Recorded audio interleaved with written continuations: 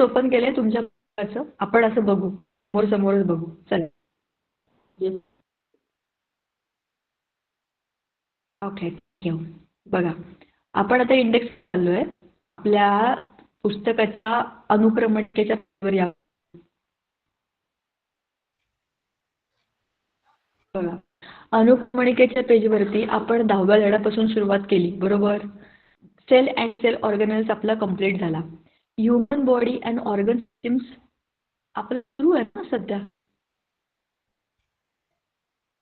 याच्यानंतर boys girls, एक minute let me. Teacher screen नाही दिसत. टीचर टीचर ती स्क्रीन तुमची नाही स्क्रीन आहे दिसत. ते दिसत नाहीये. माझी स्क्रीन दिसत नाही आहे. Understand. Wait wait wait. Teacher आणि जे जे तुम्ही चुकीचंच ओपन केलंय पुस्तकाचं मी ना. पेज काढताल त्याचा नंबर सांगा टीचर. 2च मिनिटं. मी ना लेट मी क्लोज एव्हरीथिंग. मी परत सगळं सुरू करते. जर मी मीटिंग वगैरे पण टेन्शन घेऊ नका. मी परत जॉईन करते. ह्या नेटवर्क प्रॉब्लेममुळे सगळा घोळ चाललाय. Wait wait for a second. ठीक आहे. काय माहिती नाही मला कधी हे ऑन होईल. इंडेक्सवर आले मी सुद्धा आता. आणि मग एक 8वी ओपन झालं होतं. सो मी तुम्हाला 8वीचे धडे सांगत होते. तर तुमचे ऑलरेडी झालेले आहेत. ठीक आहे. 8वीचे झालेत. थांबा. ओके, टीचर आपला आलो आपण 15 इंडेक्सवर. तुमच्याकडे येस येस. आता काही कन्फ्युजन होणार नाही. आपण सेम पुस्तक बघतोय. बरं बघा, आपण टर्म 2च्या मी स्क्रीन शेअर केलीच नाहीये कारण ती होतच नाहीये. वेट. आता पण आपला लाईफ प्रोसेस 15वा धडा सुरू होणार आहे. Correct, you are right. चला. अरे बापरे. पेज नंबर 163 15 धडाने टीचर. 163 page number. मराठी 163 पुस्तकात वेगळं आहे. इंग्लिश मध्ये 163 आहे. बरोबर. Life process is a living organism. मुलांनो, मीटिंग लिव्ह केली तर तुम्ही मला त्याप्रमाणे टेन्शन घेऊ नका. मी परत जॉईन करते. मला स्क्रीन शेअरच करता येत नाहीये. सो मी पुन्हा रिजॉईन करते.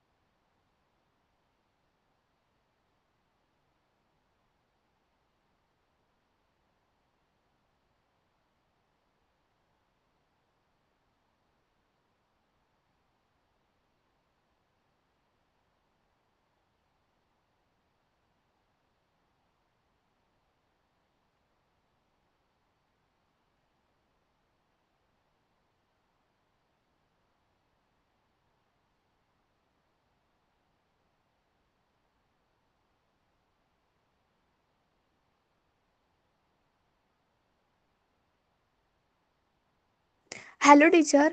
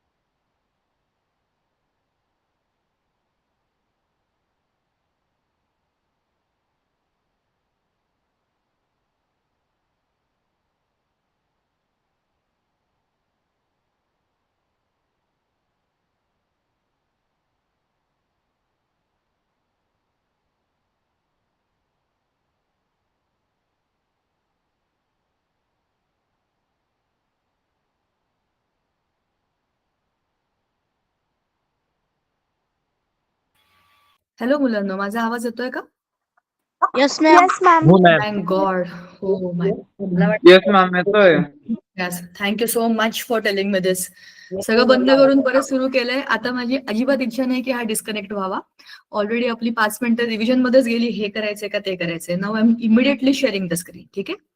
हा आपला आहे लेसन नंबर 15. पण का लेसन नंबर 15? टीचर? मग आपलं हेरिडिटी व्हेरिएशन बाकी आहे अजून.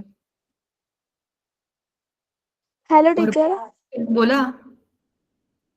टीचर हा धडा आपला अर्धा झाला होता असं वाटतंय मला. हो, अर्धाच झाला होता. मला असं वाटलं की बाय मिस्टेक 8चा क्लास आहे आणि I was thinking for 8 only. म्हणूनच तर मी म्हणलं अरे आपल्या आता लाईफ प्रोसेसेस सुरू आहेत. नंतर I check it is 9th standard आणि 9वीत तर मग आपलं तर अजून भरपूर काय काय बाकी आहे. Heredity variation. टीचर आपलं केमिकल कंट्रोल चालू होतं. What is that page number? कुठला येतो धडा? हेरिडिटी व्हेरिएशन सांगा मला. 176 पेज नंबर आहे टीचर.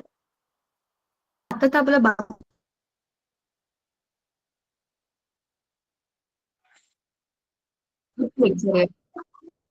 टीचर आवाज ब्रेक होतो. 176.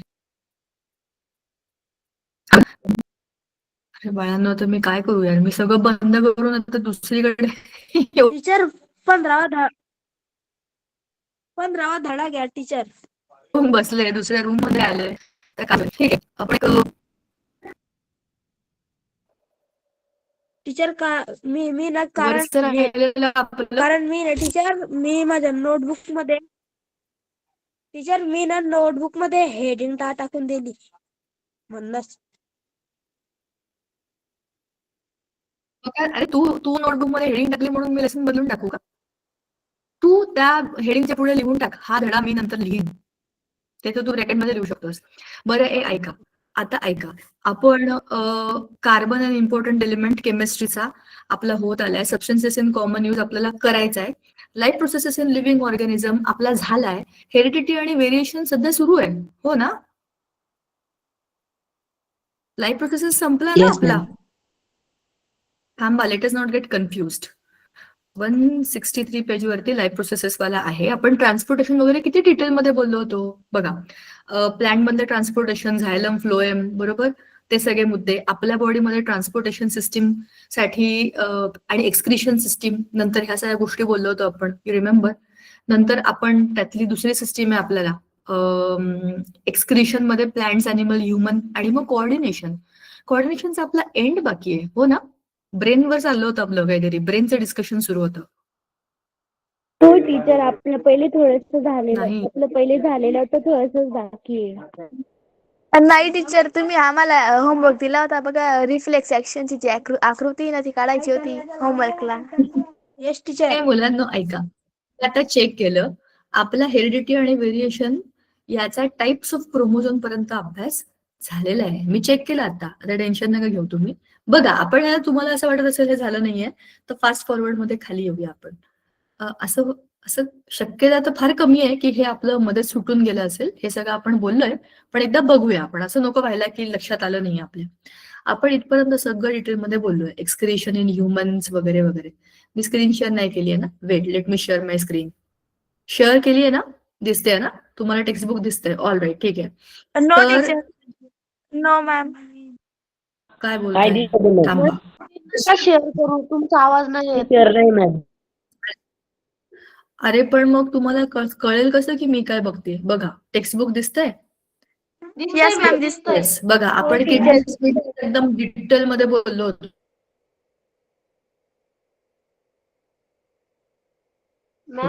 आपल्या किडनीचं स्ट्रक्चर असं असतं. हा आहे आपला नेफ्रॉन, राईट? मग नेफ्रॉन मध्ये केवढ्या आपल्या ब्लड वेसल्स. माझं वायफाय आता फुल एकदम, काय माहिती आता काय चाललंय वायफायचं यार. फोनचं पण लावलंय आणि घरातलं पण वायफाय, दोन्ही मध्ये सुरू आहे आता. आणि कनेक्टेड. आता काय करू नाही शकत मी, ह्याच्या पलीकडे मी नाही करू शकत. खूप ब्रेक होतोय का आवाज? No teacher. टीचर कधी कधी जास्त ब्रेक होतो. टीचर खूप ब्रेक होतोय. बरं, मग असं करूया, एक काम करते, तुम्ही तुमच्याकडचं पुस्तक उघडा, बेस्ट ऑप्शन. मी काही शेअर करत नाही. माझा आवाज येतोय का? तेवढं फक्त आता मला नीट सांगा. हो टीचर. तुमच्याकडे तुमचं पुस्तक great. Page Yes, number ma'am. 167. चला आपण आज असं करूया, कारण आता आज काहीच करू नाही शकत आहे, आपण सगळं करून पाहिलंय. मीटिंग बंद होण्यापेक्षा आपण जरा स्मार्ट वर्क करू. Let us have text books आपल्या समोर ठेवूया. पीपीटी आपण ऑलरेडी केलेली आहे याची, आणि ह्याचा आपला आपण डायलिसिसचं पण खूप डिटेलमध्ये एक्सप्लेनेशन केलं होतं, आठवतंय? मग आपण कोऑर्डिनेशन बद्दल बोललो. ह्युमन बॉडीमध्ये coordination, central nervous system, peripheral nervous system, बरोबर? ह्या 2 सिस्टीम्स आणि नंतर ऑटोनॉमस नर्वस सिस्टीम, ह्या तिघांबद्दल बोललो होतो. नंतर त्या एका पेज नंबरवरती खाली ते touch me not, Venus fly trap, lotus, balsam, बरोबर? या सगळ्यांबद्दल आपण बोललो की ह्यांनी कसं स्वतःला कोऑर्डिनेट केलंय आजूबाजूच्या सगळ्या गोष्टींबरोबर, हे कसं चेंज झालेत आणि यांनी स्वतःला कसं कोऑर्डिनेट केलंय आजूबाजूच्या गोष्टींबरोबर, राईट? ह्युमन बिंग्स मधलं कोऑर्डिनेशन, नर्वस सिस्टीम, आपण न्यूरॉन्स ला खूप डिटेलमध्ये बोललो होतो, त्याचे केस, त्याची मुळं, बरोबर? आठवतंय तुम्हाला? It is on page number 171, बरोबर? त्या न्यूरॉनचं पूर्ण स्ट्रक्चर दिलेलं आहे आपल्याला, so that we already have discussed in detail, right? मग आपण पुढे types of nervous system, central nervous system, peripheral nervous system, types of neurons, sensory neurons, motor neurons आणि असोसिएशन न्यूरॉन्स, आठवतंय हे केलेलं? हो का नाही? यश टीचर थोडं थोडं आठवण येत आहे. बरं, परत सांगू का? तुम्हाला कोणाला आठवत नाहीये तर परत सांगू का मी? यश टीचर. टीचर एकदा रिवाइज बरं, कर. चला आपण रिवाइज करूया, काही सुटून नको त्याला, इट्स व्हेरी इम्पॉर्टंट. बरं, आता मी काही शेअर नाही करत आहे, तुमच्याकडे तुमचं टेक्स्ट बुक आहे, त्यात तुम्ही बघताय, आणि we are on page number what is this 172. सगळे 172 वर आहेत का? Yes ma'am. बघा, यश टीचर. आता सगळेजण तिथं जे एक त्या एका माणसाचं चित्र आहे बघा, एक ह्युमन नर्वस सिस्टीमचं एक चित्र आहे, त्याच्यामध्ये आउटलाईन आहे आपल्या शरीराची. तिथे ब्रेन आहे, स्पायनल कॉर्ड आहे, त्याला लिहिलं नाव दिलंय सेंट्रल नर्वस सिस्टीम, CNS. त्याच्या आजूबाजूला खाली पूर्ण अंगामध्ये लाल लाल रंगाच्या अशा रेषा आहेत, बरोबर? That is peripheral nervous system. आता सेंट्रल नर्वस सिस्टीम आणि पेरिफेरल नर्वस सिस्टीम ह्या काय आहेत हे आपण ऑलरेडी एकदा बोललो होतो, पुन्हा एकदा सांगते. आपलं जे नर्वस सिस्टीम आहे ते स्पेशलाइज्ड सेल्सनी बनलंय. जसं तुम्हाला माहितीये की आपल्या किडनीजमध्ये वरती आपण बघितलं की नेफ्रॉन नावाचे स्पेशल सेल असतात, तसे आपल्या नर्वस सिस्टीम मध्ये न्यूरॉन नावाचे स्पेशल सेल असतात. त्याचं चित्र आपल्या वरच्या पानावरती आहे. न्यूरॉन कसे बनतात? त्याला केस आहेत, त्याला अंग आहे, आणि खाली त्याला अशी बारीक बारीक शेपट आहेत मुळांसारखी, बरोबर? एका न्यूरॉनचं डोकं दुसऱ्या न्यूरॉनच्या मुळ्याशी असे लावलेले असतात, ते म्हणजे ते एकमेकांना जोडलेले असतात. आता आपल्या शरीरामध्ये चेतना म्हणजे त्याला आपण म्हणतो एक स्पार्क कसा असतो, हिणगी पेटल्यावर कसं ते पुढे पुढे पुढे पुढे जात राहतं. समजा तुम्ही हे उदाहरण तुम्हाला लक्षात घ्यायला खूप सोपं आहे बघा. तुम्ही माचीसची काडी पेटवली आणि त्या काडीने तुम्ही कवताची एक काडी जाळली, त्याच्या पुढे दुसरी काडी, त्याच्या पुढे तिसरी काडी, त्याच्या पुढे चौथी, अशी एका रांगेत तुम्ही लावल्यात ना, तर एकाकडनं दुसरीकडे, दुसऱ्याकडनं तिसरीकडे हे पुढे पुढे पुढे पुढे जळत जाणार आहे, बरोबर? असंच आपल्या पूर्ण शरीरामध्ये एकावर एक म्हणजे एकाच्या पुढे अशा सगळ्या ह्या न्यूरॉन्सची रचना असते. ही काय एक, आणि काही काही न्यूरॉन्स खूप लांब आहेत, मोठ्या मोठ्या न्यूरॉन्स आहेत. तुम्हाला वरती बघायचं असेल तर त्याच्या रचनेमध्ये बघा, मध्ये त्यांना असे छोटे छोटे बॉडी आहे त्याची, म्हणजे सेल्स आहेत त्याच्यामध्ये, त्याला श्वॅन सेल्स म्हणतात. ह्या सेल्सची लांबी वाढली की न्यूरॉनची लांबी आपोआप वाढून जाते, आणि हा एकच न्यूरॉन बऱ्याच लांब अंतरापर्यंतची संवेदना कॅरी करू शकतो, बरोबर? आता हे काय करतात, एका ठिकाणून काही आपल्या बॉडीमध्ये इम्पल्स जनरेट झाला तर त्याची संवेदना सगळीकडे फिरवत फिरवत फिरवत CNS कडे ते घेऊन जातात. सेंट्रल नर्वस सिस्टीम हा आपला बॉस आहे, बरोबर? सेंट्रल नर्वस सिस्टीम मध्ये कोण आहे? आपला ब्रेन, आणि त्याला खाली कनेक्टेड आहे स्पायनल कॉर्ड. आपल्या शरीरामध्ये एकाच ठिकाणी ब्रेन राहू शकतो, तो आपल्या मेंदूमध्ये, म्हणजे कवटीच्या इकडे, कवटीच्या मध्ये जो आपला मेंदू आहे तिथे सेंट्रल नर्वस सिस्टीमचा आपलं सेंटर आहे.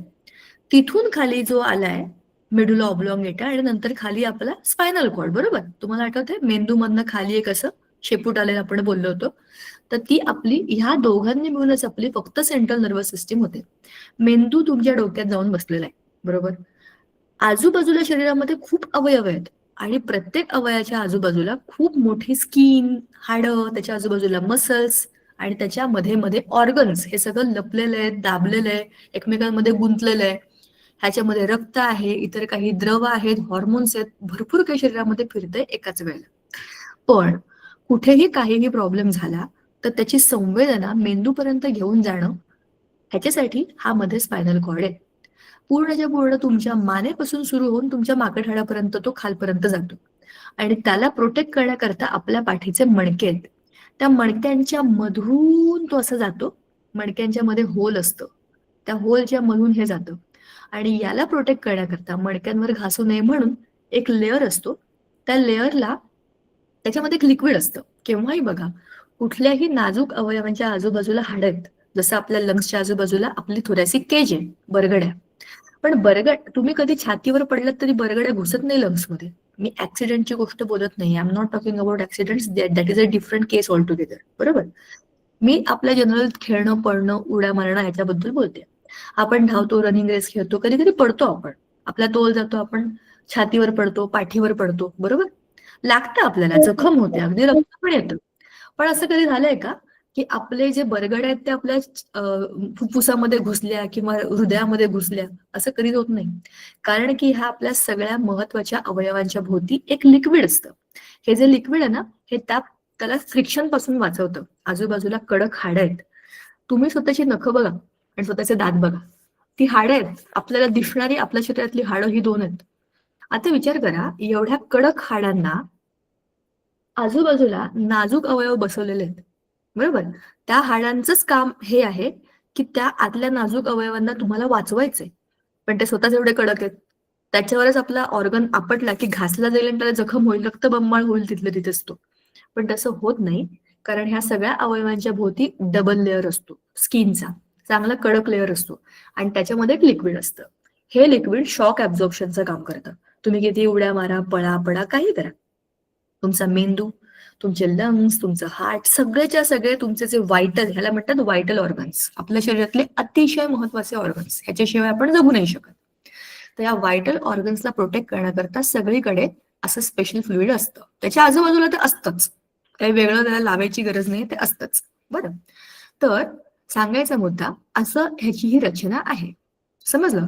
आता बघा, ह्या तुमच्या करंगळीला इथे सुई टोचली आणि त्याची संवेदना इथल्या ह्या नर्व कडून, आता मी 15.12 नंबरचा जो शेअर करून बघू का एकदा? बघूया आपण, लेट अस सी. जर शेअर झालं तर वेल अँड गुड. बघा, इकडे खाली कोपऱ्यावरती करंगळीच्या टोकाला तुम्हाला समजा एक सुई टोचली इथे. ओके, इथे सुई टोचली,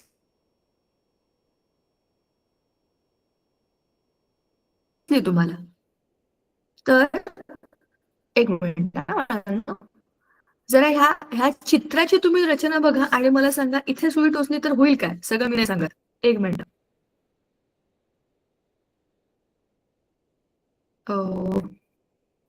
मला वाटतं मी स्क्रीन शेअरिंग बंद करावं का? माझी काही बंद होत नाही. तुझे क्वेश्चन रिपीट करा ना.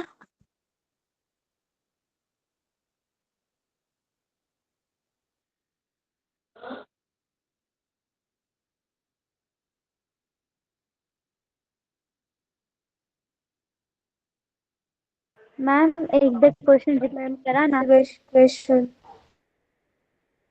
हो, अरे मला असं वाटलं की स्क्रीन शेअर करावी, पण स्क्रीन शेअर केली तर बाकी सगळं बंद झालं.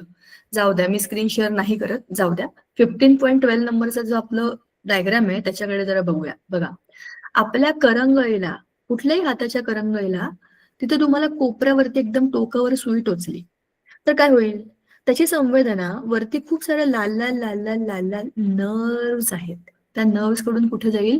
तुमच्या पाठीच्या मणक्यामध्ये असलेल्या तुमच्या स्पायनल कॉर्ड मध्ये. त्याला मराठीमध्ये काय म्हणतात रे? मज्जारज्जू, चेतारज्जू, मज्जारज्जू.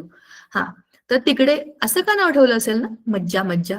ठीक आहे, तर असं त्या ह्या आपल्या मणक्यांच्या मध्ये असलेल्या आपल्या स्पायनल कॉर्ड कडे ही संवेदना जाते.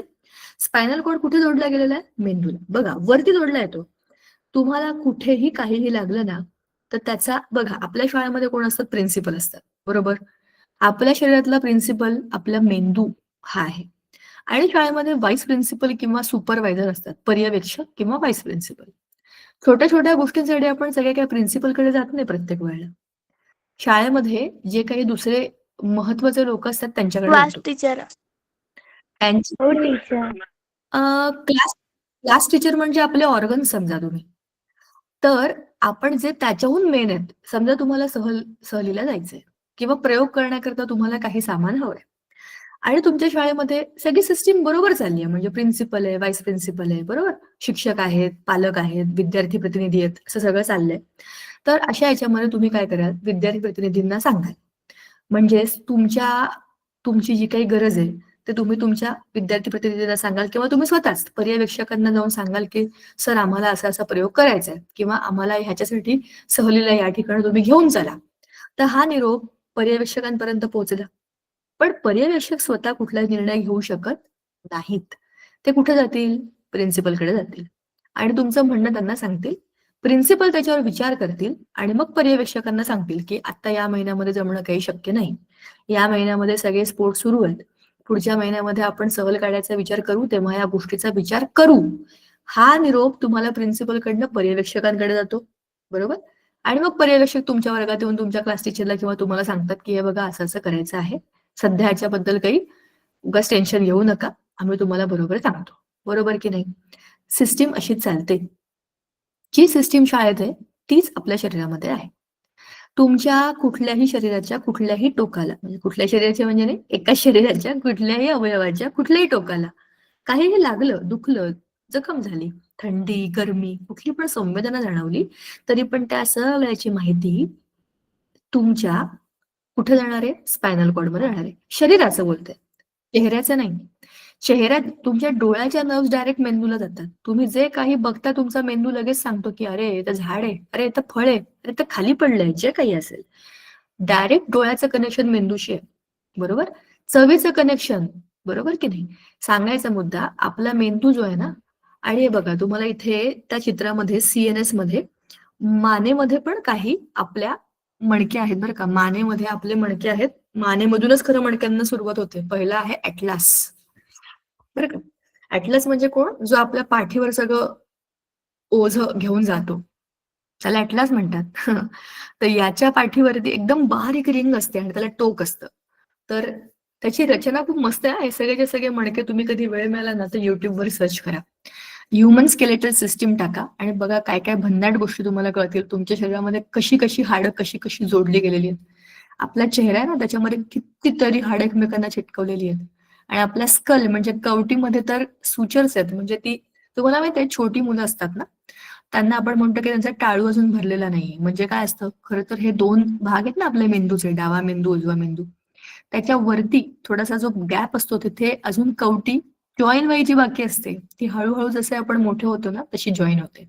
म्हणूनच तर मुलांची वाढ व्हायला प्रत्येक गोष्ट बघा, आधी लहान असताना खूप सारी हाडं असतात, छोटी छोटी मोकळी मोकळी. जसजसे आपण मोठे होतो तशी तशी ती हाडं एकमेकांना सांधली जातात, म्हणजे जॉईन होतात. हाडं तेवढीच राहतात, फक्त संख्या कमी होते कारण 3-4 हाडांचं मिळून एक हाड झालेलं असतं, बरोबर ना? सो असा हा सगळा तो मुद्दा आहे. पण आता आपण हाडांबद्दल बोलत नाहीये, आता आपण बोलतोय आपल्या नर्वस सिस्टीम बद्दल. तर ही होती आपली central nervous system. Peripheral nervous सिस्टीमचं काम, जसं मी तुम्हाला सांगितलं, 2 प्रकारे चालतं. सेन्सरी न्यूरॉन्स, मोटर न्यूरॉन्स आणि असोसिएशन न्यूरॉन्स हे एकत्र मिळून काम करतात. सेन्सरी न्यूरॉन काय करतात? माझ्या हाताला थंड थंड लागतंय काहीतरी, जरी तुम्ही शाळेमध्ये असलात आणि तुम्ही बेंचवर बसलेला असलात आणि तुम्हाला अचानक समजा तुमच्या पायाला, तुम्ही जमिनीवर पाय टेकून आणि पायाला थंडगार जाणवलं, तुमच्या तळपायाला संवेदना झाली आहे की जमीन खूपच गार आहे किंवा इथं पाणी सांडलंय, काहीतरी आहे म्हणून एवढं गार झालंय, बरोबर? तर ही संवेदना तुम्हाला न बघता समजते की आई शपथ पायाखाली काहीतरी थंड आहे. तुम्ही खाली वाकून बघता, कोणतरी एकतर पाणी सांडलेलं असतं, ते बराच वेळ गार झाल्यामुळे तुमच्या पायाला गार लागलं असतं, असं काही असू शकतं. पण न बघता तुम्हाला तुमच्या पायाला कळतं की इथे काहीतरी गार आहे, कारण पायाच्या सरफेसवरती म्हणजे पृष्ठभागावरती जे काही सेल्स आहेत आपले, त्या सेल्सनी संवेदना पाठवली आहे कोणाला? आपल्या सेंट्रल नर्वस सिस्टीमला. बघा ना, ते न्यूरॉन्स पायावरनं कुठे गेले आहेत? आपल्या पाठीच्या मणक्याच्या इथे जोडलेले आहेत, बरोबर? तिथून ते कुठे सांगतील? मेंदूला सांगतील. मेंदू काय म्हणेल? अरे वेडे, पाय वर घे ना, मग थंडी असते तर. बरोबर. ही जी काही रिॲक्शन आहे, सेन्सरी न्यूरॉन खालून मेंदूकडे निरोप पाठवतात, माझ्या पायाला गार लागते, मी काय करू. वरून मोटर न्यूरॉन, मोटरचं काम काय आहे? वरनं आलेली ऑर्डर खाली सांगणं. ते मोटर न्यूरॉन सांगतात पाय वर घ्या. पण ह्या सेन्सरी आणि मोटरला जोडणारा एक छोटूसा कनेक्टिंग पॉइंट असतो, त्याला म्हणतात असोसिएशन न्यूरॉन. बरोबर. अशी आहे आपली सीएनएस आणि पीएनएस आणि असोसिएशन न्यूरॉन्सची सिस्टीम. मग खाली आपण हे डिटेलमध्ये पाहिलं होतं ब्रेनचं स्ट्रक्चर. आपल्या ब्रेनचे 4 भाग आहेत, सेरेब्रम, सेरेबेलम, स्पायनल कॉर्ड आणि मेडुला ऑब्लॉंगेटा. बरोबर. सगळ्यात मोठा भाग आहे सेरेब्रम, जो आपल्या ब्रेनचा 2/3 पार्ट आहे. आपल्या ब्रेन मधल्या सगळ्या महत्वाच्या गोष्टी इथे सेव्ड असतात. बरोबर. सगळ्यात मोठा भाग आहे. मग त्याची रचना बघा, असे फोल्ड फोल्ड फोल्ड फोल्ड केलेले, जसं आपलं काय बरं म्हणतो आपण, स्मॉल आणि लार्ज इंटेस्टाईन आहे की नाही, असं अशा एकमेकांमध्ये असं गुंतवून ठेवलेलं, असं फोल्ड करून ठेवलेलं. कमी जागेमध्ये जास्त गोष्टी मावतात असं केल्याने. तुम्हाला आठवत असेल तर मी तुम्हाला उदाहरण दिलं होतं. समजा तुम्हाला कुठे प्रवासाला जायचंय आणि तुम्ही तुमची बॅग भरली, त्या बॅगमध्ये कसेच्या कसे कपडे कोंबले तर कमी कपडे मावतात. पण तेच तुम्ही घड्या घालून ठेवले तर तुम्हाला उभी, आडवी, वाकडी तिकडी सगळी जागा वापरता येते, तेवढ्याच जागेत जास्त कपडे मावतात. म्हणजेच काय, जागा एवढीच आहे आणि आता तुम्हाला काय करायचंय, खूप सामान बसवायचंय ब्रेनचं. मग काय केलं पाहिजे, त्याला घड्या घालायच्या, त्याला म्हणतात कॉन्व्होल्युशन्स. त्याच्या खाली एक झाडासारखं स्ट्रक्चर आहे, त्याला म्हणतात सेरेबेलम. ठीक आहे. मग आहे खालच्या बाजूला मेडुला ऑब्लॉंगेटा आणि तिकडनं खाली निघतो आपला स्पायनल कॉर्ड. बरोबर. या मेडुला ऑब्लॉंगेटाला जखम झाली तर माणूस मग गेला कामात, म्हणजे डोक्यावर पडू नये असं जे म्हणतात त्याचं कारण हेच आहे की इथे झालेली जखम किंवा इथे लागलेला मार हा माणसाला सहन नाही करता येत. बरोबर. आता आपण हे बोललो होतो की आपला डावा मेंदू उजव्या बॉडीला आणि उजवा मेंदू डाव्या बॉडीला कंट्रोल करतो. आठवलं का आपण बोललो होतो की आपण राईटी असू तर आपला लेफ्ट ब्रेन चांगला आहे. मग आपल्या मग राईट ब्रेन चांगला असेल तर लेफ्टी माणूस. दिलं होतं कशाचं? सुई दोरायचं मॅम, ते गोळा गोळा करायचं. बरं. अच्छा, तर मग आता हे तुम्हाला समजलं की नाही की लेफ्ट ब्रेन असेल तर आपण राईटी असतो, मग आपण चांगलं थिंकिंग करतो, आपल्याला intuitions, creativity, art and music हे राईट ब्रेनचे फंक्शन आहेत. राईट ब्रेनचे म्हणजे तुम्ही लेफ्टी असाल तेव्हा हे तुमच्या लेफ्टी लोकांचे आहे आणि जे राईटी आहेत त्यांचा लेफ्ट ब्रेन चांगला आहे. मग आपण अनालिटिकल थिंकिंग, लॉजिकल थिंकिंग, भाषा चांगल्या असणं, सायन्स आणि मॅथ्स चांगल्या असणं हे आपल्या राईटी लोकांचं काम. मी राईटी आहे, पण माझ्या घरामध्येच एक लेफ्टी आहे. ऍक्च्युली एक नाही, 2 लेफ्टी लोक आहेत आणि त्यांच्याशी बोलताना समजतं की ते काहीतरी वेगळ्याच विश्वातल्या गोष्टी बोलत असतात. त्यांचे प्रश्न पण असे इमॅजिनेटिव्ह असतात आणि चांगले असतात आणि दर्जेदार असतात. म्हणजे हे माझ्या अनुभवातनं मी सांगते. त्याचं बेस्ट एक्झाम्पल तुम्हाला सांगू का मी? चला, मी तुमच्याशी शेअर करते हा किस्सा. माझा छोटा मुलगा आहे, अध्याय, तो आता आहे सिनियर केजी मध्ये आणि तुम्हाला माहिती आहे का, ही सिनियर ज्युनियर नर्सरीची मुलं जगातली सगळ्यात डेंजरस कॅटेगरी मधली लोक असतात. तर त्याने एकदा मला काय प्रश्न विचारला, त्याने मला विचारलं की तो आला होता ऍक्च्युली माझी मदत करायला भांडी घासायला. तर त्याने बघितलं तिकडे मी पिकलेले असे टोमॅटो असतात ना खराब झालेले, असे काही टोमॅटो ठेवले होते. तर त्याने मला विचारलं हे इथे का ठेवलेत? मी म्हटलं कारण की ते फेकून द्यायचे, ते खराब झालेत, गार्डन मध्ये टाकायचे. त्याने विचारलं की मग का गार्डन मध्ये टाकायचे? म्हटलं कारण त्याच्यात ना मग झाड येईल ना. तर अगं पण ते खराब झालेत ना. मग खराब झालेले आपण टोमॅटो टाकले तर त्याच्या बिया पण खराब आहेत, त्याच्यापासून येणारं झाड पण खराब आहे, त्याला लागणारे टोमॅटो पण खराब आहे आणि तेच टोमॅटो तुम्हाला खा खा म्हणशील. म्हणजे हे जे काही सगळं विचार आहे, हा केवढा मोठा हॉलिस्टिक विचार आहे बघा बरं. मी असा विचार नाही केला होता की टमाटे फेकले आणि ते खराब, म्हणजे बघा ना, खराब म्हणजे काय, जास्त पिकलेले, त्याला आपण खराबच म्हणतो ना. पण त्याच्यासाठी ते खराब टोमॅटोच्या खराब बिया आणि त्याच्यातनं खराब झाड, खराब फळं, ते मी खाणार, स्टोरी कुठल्या कुठे गेली बघितलं का? बेसिकली तो लेफ्टी आहे, पण शाळेमध्ये त्यांना सगळ्यांना राईट हँडने लिहायची सवय लावली म्हणून तो लिहितो राईट हँडने, पण steal his brain is left oriented. तर अशा ज्या गोष्टी असतात त्या त्या लोकांच्या खूप चांगल्या असतात, आर्टिस्टिक असतात ते, हो की नाही? आर्ट आणि म्युझिकचं त्यांना चांगलं ज्ञान असतं. आणि 5 मिनिट. आणि हा त्यांचा जो मुख्य गुण असतो की नाही, तो त्यांच्या वागण्या बोलण्यातनं आपल्याला समजतं. ठीक आहे. आता आपल्या ब्रेनचे सेरेब्रम, सेरेबेलम हे सगळे जे भाग आहेत ते आपण पाहिले, बरोबर? आणि नंतर मेडुला ऑब्लोंगेटा ह्याच्याबद्दल पण आपण बोललो. स्पायनल कॉर्डची रचना कशी होती ते पण आपण पाहिलं होतं ना. व्हर्टिब्रल कॉलमच्या मधनं तो जातो. Yes ma'am. बघा आपल्या ह्या पेज नंबर किती वरती येते, 174 वरती आपण हे सगळं बोललो होतो. मग सेरेब्रमचं किंवा सेरेबेलमचं, मेडुला ऑब्लोंगेटा आणि स्पायनल कॉर्डचं फंक्शन पण आपण बोललो होतो की ह्याचं फंक्शन काय, ह्याचं फंक्शन काय, ह्याचं फंक्शन काय, राईट? 174 पेज पर्यंत तर आपण व्यवस्थित सगळं केलं होतं. पेरिफेरल नर्वस सिस्टीम तुम्हाला आठवत असेल तर आपण ही रचना बोललो होतो की, बघा ना, मसल आहे हातामध्ये, रिफ्लेक्स ऍक्शन, बरोबर? आपल्या बोटाला मेणबत्ती जवळ स्पर्श केला की हात आपोआप मागे होतो. आणि तिथे बघा ना, त्या आपल्या त्या मणक्याच्या मध्ये एक असं लाल रंगाचं छोटूसा पाईप टाकलाय, एक हिरवा आणि निळ्याच्या मध्ये लाल, बरोबर? तो कनेक्टिंग जो पाईप आहे ना, ती आहे आपली ते कोणते होते रे? सेन्सरी न्यूरॉन आणि असोसिएशन. हा असोसिएशन न्यूरॉन आहे, 4 नंबरचा आहे ना, असोसिएशन. तो असोसिएट करतो या दोघांना, बरोबर? तर ही आहे आपली ऑटोनॉमस नर्वस सिस्टीमचं एक्झाम्पल. केमिकल कंट्रोल बद्दल आई शपथ, आपण केमिकल कंट्रोल केलं नाहीये का, म्हणून आपल्याला असं वाटतंय का की लेसन राहिलाय? Yes ma'am. ओके, येस, आता मला क्लिक झालं. Sorry for that. ऍक्च्युली काय माहितीये का, आपल्या बऱ्याचशा बॅचेस असतात ना, 9च्या आणखीन 2-3 बॅचेस आहेत, तर मी विसरून गेले की आपण हे केलंय का नाही. बरं, शिवाय 8वी आणि 9वीचे खूप सारे धडे सेम आहेत, त्याच्यामध्ये पण काही सिस्टीम आहेत ना 8वी मध्ये. सो आय थॉट की हे त्यातलंच आपलं काही चाललंय की काय. हा, केमिकल कंट्रोल आपल्या बॉडी मधला सगळ्यात इम्पॉर्टंट पार्ट. केमिस्ट्री आलं बघा बायोलॉजी मध्ये. Control and coordination in our body is also brought about with the help of certain chemical substances called as hormones.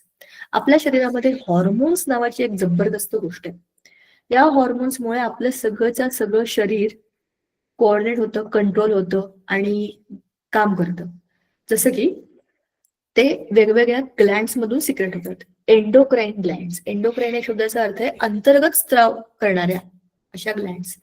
These glands are also called as ductless glands. Duct म्हणजे pipe. ह्यांना pipe नाहीये, ह्यांचे सिक्रेशन्स direct blood मध्ये जातात. These glands do not have any arrangement of their own to either store or to carry their secretions. त्यांच्यामध्ये काही स्टोरेजचं काही नाहीये, काही फिरवण्याचं काही नाहीये, पाईपलाईन नाहीये. They are just glands. And hence as soon as hormones are produced they are directly released into the blood circulation. जसे हे वेगवेगळे हॉर्मोन्स बनतात वेगवेगळ्या ग्लँड्स मधनं, तर ते डायरेक्ट ब्लड मध्ये सर्क्युलेट होतात, कारण त्यांना काही स्टोरेज नाहीये आणि त्यांना इकडे इकडे फिरवण्याकरता स्पेशल पाईप पण नाहीये की इकडनं तिकडे जा, तिकडनं तिकडे जा, हो की नाही? जसं ब्लड मध्ये तुम्ही बघितलं असेल, वरून खालून इकडून तिकडे बरेच पाईप आहेत, पण तसं ह्याच्यात नाहीये. जे काही आहे नुसतंच एक मसलचा ऑर्गन आहे, त्याच्यामधनं जे काही सिक्रेट झालं ते डायरेक्ट ब्लड मध्ये गेलं. दस though these endocrine glands are present at specific locations in our body, their secretions reach all parts of the body via blood.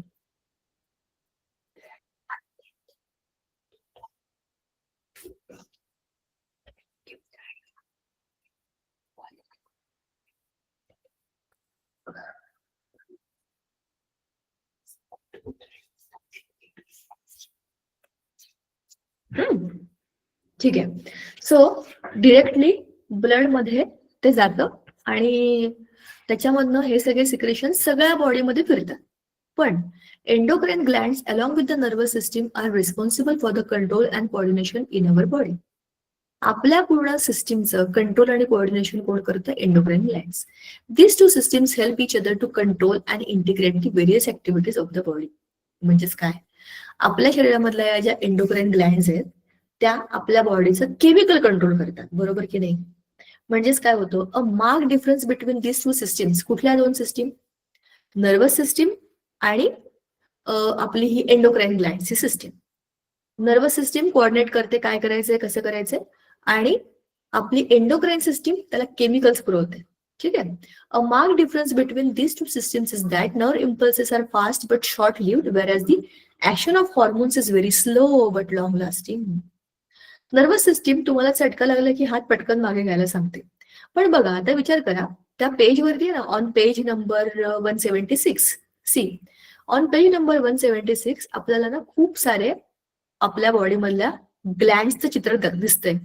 पुरुषांच्या आणि स्त्रियांच्या शरीरामध्ये काही हॉर्मोन्स हे कॉमन असतात आणि काही हॉर्मोन्स हे वेगळे असतात. त्याचं का होतं ते सगळं सांगते मी तुम्हाला आता. बघा, तुम्ही लहान होतात, तुम्ही नुकतंच जन्माला आला होतात आणि त्याच्यानंतर तुम्ही आता आहात जवळपास 13, 14, 15 वर्षाचे असाल, बरोबर की 9वीत आहात तुम्ही आता. तर एवढ्या सगळ्या वर्षामधनं, म्हणजे गेल्या आपण एव्हरेज धरूया 13 वर्ष, गेल्या 13 वर्षामध्ये तुमच्या शरीरामध्ये किती बदल झाले, त्याला वाढ म्हणतो की नाही आपण. ग्रोथ हॉर्मोन्स हे लहानपणापासून तुमच्या शरीरामध्ये सिक्रेट होत आहेत. तुमच्या वयाच्या 18व्या वर्षापर्यंत हे ग्रोथ हॉर्मोन्स रेग्युलरली सिक्रेट होणार आहेत. हाताला चटका लागला आणि हात मागे घेतला, हे एका सेकंदाचं काम आहे, नर्वस सिस्टीम.